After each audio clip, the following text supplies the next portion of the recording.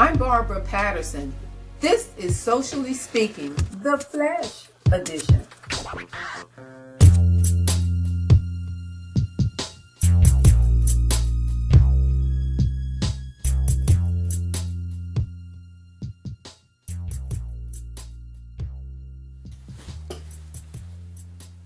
So here we are on the precipice of the release of the videotape of the police-induced death of Tyre Nichols. Now, Tyre Nichols is a 29-year-old man who was stopped by police after a traffic stop on January 7th. He died 3 days later. He didn't die by accident. He died at the hands of 5 police officers in Memphis, Tennessee. 5 police officers. Now, here's the perspective that I want you to remember.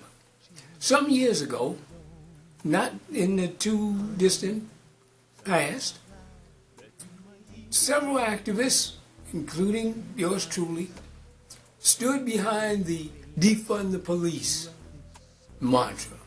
You might remember that some folks believe that yes, we need to defund the police in order to keep the citizenry safer. Some folks got cold feet. Came election time, you see, and they cried out for more police. More police. And you might remember the more police cry. I do in 2020 because I ran for the Ward 4 seat on the DC Council. And I was one of those who said, you know what, the police have too much funding, and the funding that they have needs to be moved so that other innovations can come forth so that it would keep us safer. I was, one of the main pieces of my platform was a video body camera system that the police couldn't tamper with. And you know, I'll share that at a later time. But here's the deal. You saw with George Floyd, they had one officer standing on his neck and one to hold his legs down and one to hold his hands down. So now you got more officers. So you got 5 officers now. Instead of 3 officers take to kill a black man, now it takes 5 of them to beat a man into unconsciousness and eventually death. More police don't make us safe. Then they'll blame training. Oh, the officers, they failed to adhere to their training. Well, whose fault is that? Who trained these officers to do what they did? Or maybe some, I don't know, it's five grown men in a position of trust, public trust, and someone thought that was a good idea, just to beat a man to death. It's an amazing thing. And when did they realize that this man might not recover from what I'm doing to him? Well, now we're at the stage where they're about to release the videotape tonight. So, with that said, you know, I've, in the past, talked about the 8 steps to a police killing. Right? I went on national TV and shared it with the audience, shared with America. Those 8 steps that are repeated over and over again. What we aren't getting is this cycle that continues to happen. And I call it the 8 steps to of a police killing. First of all, there's the shock. And then we go through the outrage. Then we go for the call for calm. We want the community to be calm. Then the investigation to nowhere. Yeah. Happens all the time. Then the failure to charge.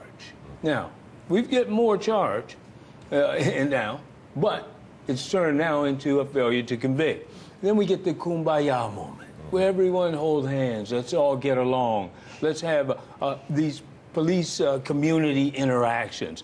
Then there's the amnesia time in the country, where we forget all about what really happened. And then we're back to business as usual. So what have we learned? One of the good things here in D.C., in the October 2020 death of Karan Hilton, is we didn't repeat those steps. Yes, there was violence. You know, Dr. Martin Luther King said that a riot is the cry of the unheard. So what might happen tonight just might happen tonight. I'm not going to condone it, but I'm not going to be surprised at all. I'm not even going to say it's not justified. What does it take for authority figures to hear the people that they serve? The people that they're supposed to protect. What does it take? I don't want people to destroy their own communities. But that's why white men own guns. Because they know they can kill somebody over here and then they can go live over there. Black men emulate white men and say, if they can do it, then I should be able to do it. If they can have it, I should be able to have it. It's problematic. That is a problematic proposition. Only leads to pain, misery, and death for someone who is trying to live. Understand, you get stopped by a police officer for a minor infraction, maybe run the stop sign, and they pull guns on you. Some folks flee. Now that's never a good thing, because if you flee, they're going to know who you are. They're going to catch up with you, and when they do, they're going to come with a warrant. And with that warrant, accompanying the warrant, will be SWAT team. So you're going to end up dead on the front end or the back end. Being black in America ain't no fun. This could very well happen to a white man. But I doubt if white officers would have beat the hell out of a white man. I doubt if black officers would have beat the hell out of a white man. This is about race. Don't try to run from it, black folk. Black leaders, black activists, don't try to run from the fact that race is a factor here. I hear some of them hedging right now. No, nothing has changed in America. Being black is still a curse that some of us have to live with.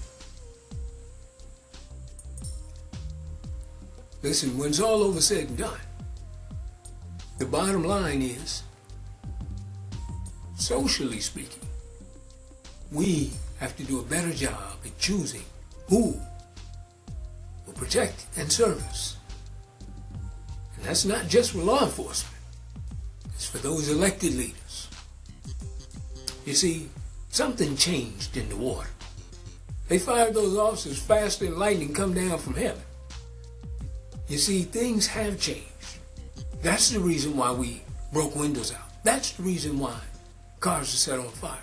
That's the reason why bricks are thrown. Martin Luther King said that a riot is the voice of the unheard. The mayor of Memphis heard American black folks, fired those officers immediately. D.C., you better wake up. For the first time in D.C.'s history, in the case of Karan Hilton, a police officer was convicted of killing a black man. And socially speaking, that needs to be the policy, the law, protocol, from sea to shining sea.